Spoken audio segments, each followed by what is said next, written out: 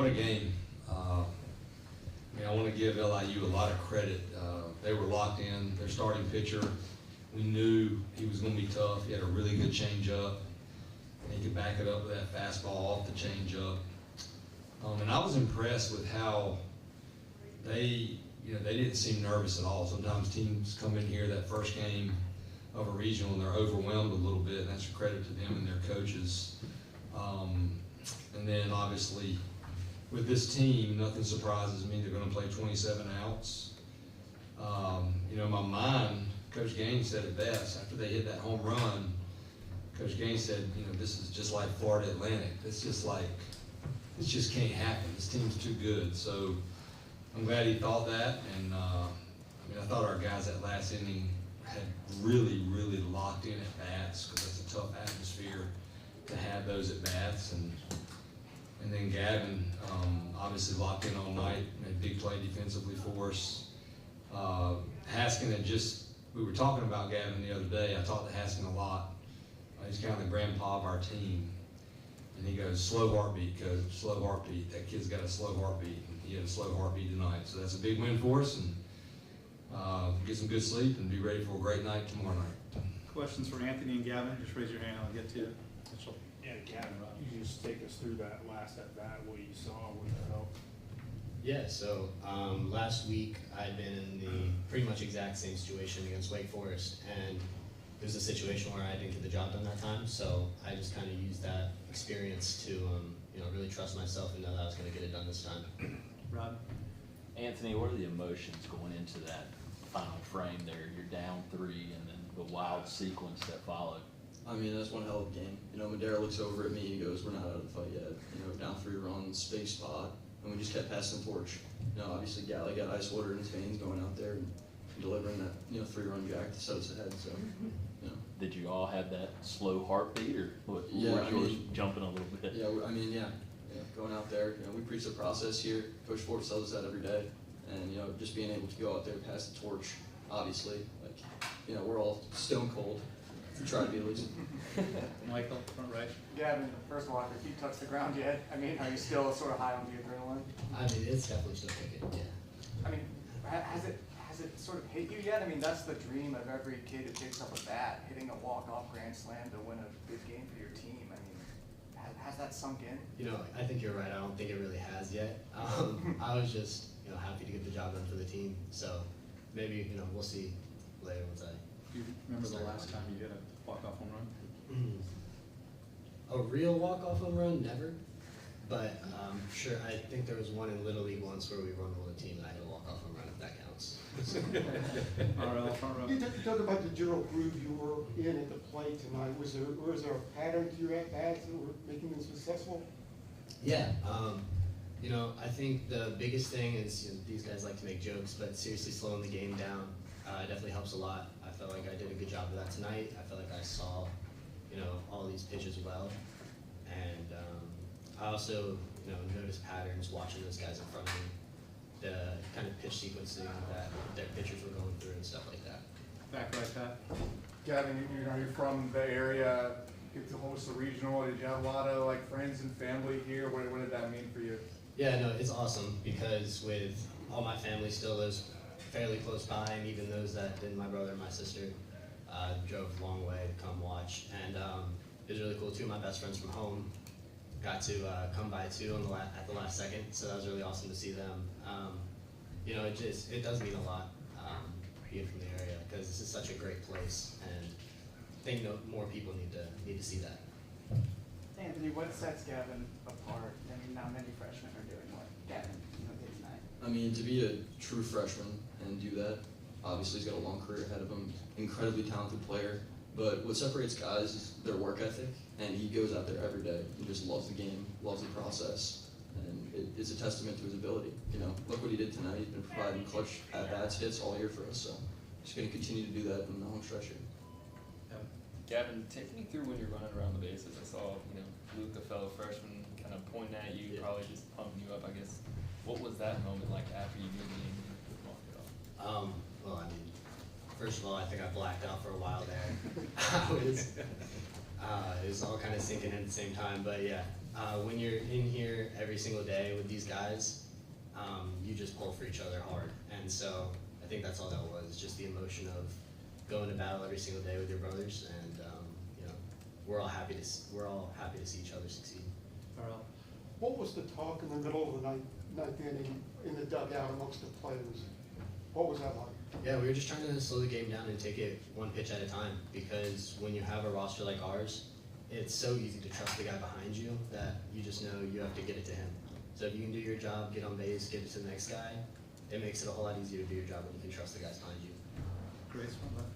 Anthony, was there any point during that ninth inning, any moment that you knew you guys were rolling? I mean, we don't play on the heels of our feet. We don't play tentative. You know, we want to go out there and be aggressive. We have this joke, default aggressive. And I feel like what we did really well there is just pass the torch. You know, every guy had faith in the next, and that's what we do here. So. Anybody else for the players? Grace, go ahead. Anthony, to follow that up, how big do you think that ninth inning was, especially for the top three in the lineup who kind of struggled earlier in the game? I mean, you got to clear the earlier at bats. You know, obviously it's a big situation, regardless of who you're playing. Like, LA is a very talented team that went out there, you know, gave us their best game, and just we were able to, you know, ultimately get the W. So. Coach, you before the Atlantic off the top. I mean, did that pop into your head? If you said Coach Gaines was the one who brought it up, what were you thinking about that too? I mean, where does this compare, honestly, with that song? I mean, it compares very favorable. That was the elimination game. The winner of that game is going to a super. They had forced it on Sunday. Coach Jackson was here with me a long time. We talk about it all the time, just the thoughts that go through your head. I mean, that 13 team was unbelievable, and you're trying to fight what we call those demons of like, oh man, I might be on the road recruiting tomorrow. But it was a similar game with an unbelievable atmosphere. Our fans were unbelievable tonight. I mean, that's as good as an atmosphere. And I've been here a long time, and I want to give our fans credit. They showed up, they were loud, and that helps. That helps tremendously. So I don't remember that crowd against Florida Atlantic. I'm sure it was good, but that game lasted so late into the night, it probably wasn't as big. But that was the coolest thing for me. The longer you do this, you know, the more perspective you have. And, you know, to see those guys' excitement and then see everybody in the crowd, their excitement, that was really cool for me. Grace, then Brendan. Coach, you talked about Gavin's slow heartbeat, but what about his mental fortitude? Started tonight off with an error, then made a diving catch at third, and then his performance at the plate. Yeah, you know, we saw it at a really young age with him. His dad was a really good player. His dad actually played for Coach Gallo at Wake Forest, and we thought he was a really good baseball player, committed to us back when you could commit when you were really young.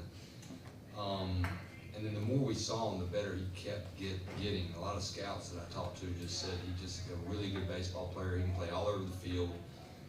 He's going to continue to get better. He's going to continue to get stronger.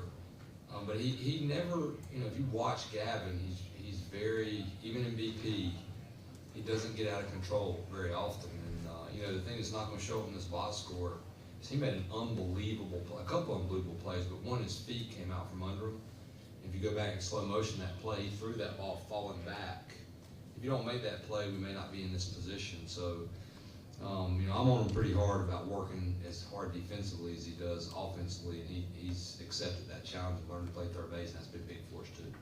Can you find a comparison for what Gavin did tonight as a true freshman in a game like today? Man, just clutch. We've had some clutch freshmen here. You know, a guy like Kyle Moran that year, he was clutch. Dustin Ackley was clutch. They got, you know, great hitters. It's not about batting average. They do it when the game's on the line or when runners are in scoring position. So it just made me think of some of the greats we've had here. Pat and Rod, NRL. Coach, I know this week you talked about, you know, not looking past Long Island wasn't gonna be a problem for you, but easier said than done maybe for the guys. I mean, now that you survived it, do you feel like that's kind of an eye opener for the locker room, or? I thought we were ready to play. I thought we were locked in. Our practices have been really good, and you know, Jason just couldn't control the ball like he had been, and he had to fight through it. And he did, but you know, 4 walks and 1 strikeout, and you're still in the game. But I didn't see anything that told me they were taking LIU lightly at all. They just, again, to give LIU credit, and, you know, they're here for a reason. But yeah, I thought our guys played loose, they played hard, and, you know, it was a big swing, that was a big inning for us when, Madera got that big hit. So there was a lot of big moments in that game for sure. Rod? Scott, you discussed the demons. Did you kind of feel those sink in the ninth, or what were the emotions going into that bottom half? You know, I'm a big believer in positivity and that you can flip your mindset. We work on it all the time. Our sports psychologist, Jenny Shannon's unbelievable. She kind of introduced me to that as those thoughts are going to come in your brain. They come in your brain as a head coach, and I just try to flip it and be positive with it. Because I want the guys to feed off me and understand, like, hey, you got to keep your eyes forward. And we say 27 outs all the time because you got to get them. There's no 10-run rule in the postseason. So I feel like the older you get, the more you're able to flip it. That perspective helps as well. And this is a special group, so really, for me, it's lifting them up, encouraging them, and making sure that they keep their eyes forward. Because when you have a group like this that wants it so bad, they could be a little bit tentative, but I didn't feel that tonight.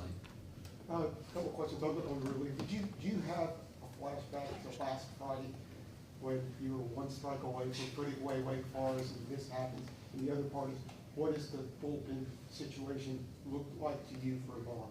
Yeah, you know, this is the game of baseball. That's what makes it so awesome. You know, you can be elated like that with Gavin, and then it'll kick you right, and you know what? It's just the way it works. And What exactly? you know, if anything, maybe I need to talk to Post and just slow down. He was getting excited, and he usually buries that split he threw. But I mean, to answer your question, this time of year, these guys, 38, 32, 21, they've been, Coach Howell and Coach Gaines done a really good job with those big three arms, and they'll all be ready to rock and roll tomorrow. It gets lost in the 10 runs in the ninth, but how big was Mateus getting out of that first and third after you cut it to 1 run? Yeah, that was huge, and I believe that's the inning that Gavin made that play, when it was hit sharp to third base, and he was able to tag the guy at third.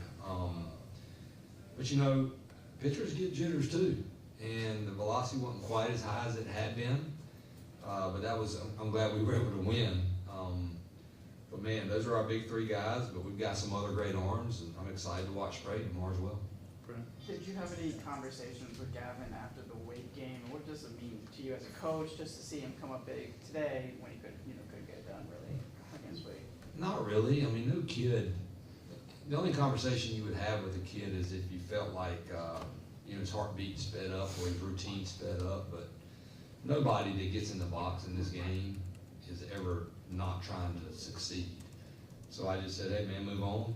You'll get another opportunity. You've been great all year for us. And sure enough, he was ready tonight, man. He was unbelievable. I mean, that was a no doubt that he hit right there. I enjoyed that. There was no question about it. Last two, Adam and Grace.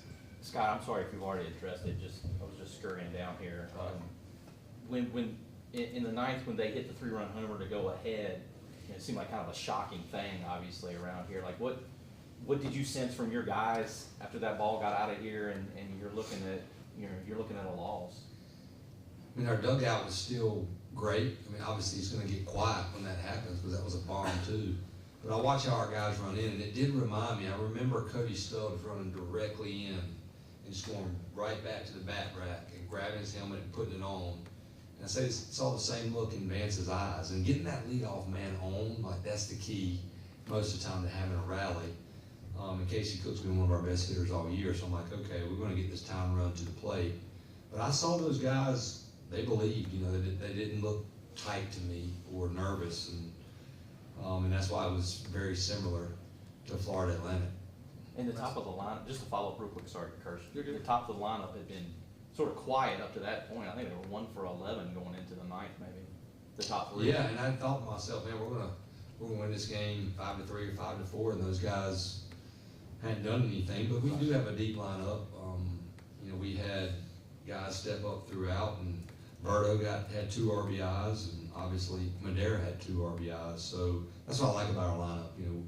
If there are a couple guys that aren't doing it, but again, it's preferable to have your top 3 who, as good as they are, do it. But Casey still managed to get 2 hits and 2 big ones. Last one, Grace. Coach, we asked Gavin about his emotions when he took that swing, but what was going through your head when you saw that ball going? Just excitement. You know, I don't hide from it. Like, nobody's a calm, cool customer in that situation. I mean, as soon as it's hit, I just remember putting my hand up and being like, this is just awesome. And again, the crowd, that's why you work so hard, and hosting's hard. You know, hosting a regional is hard, and there's pressure on these kids when you do host. And I feel like when something like that happens too, it really helps your team and relieves a lot of that pressure. But I was just thinking, man, this is awesome.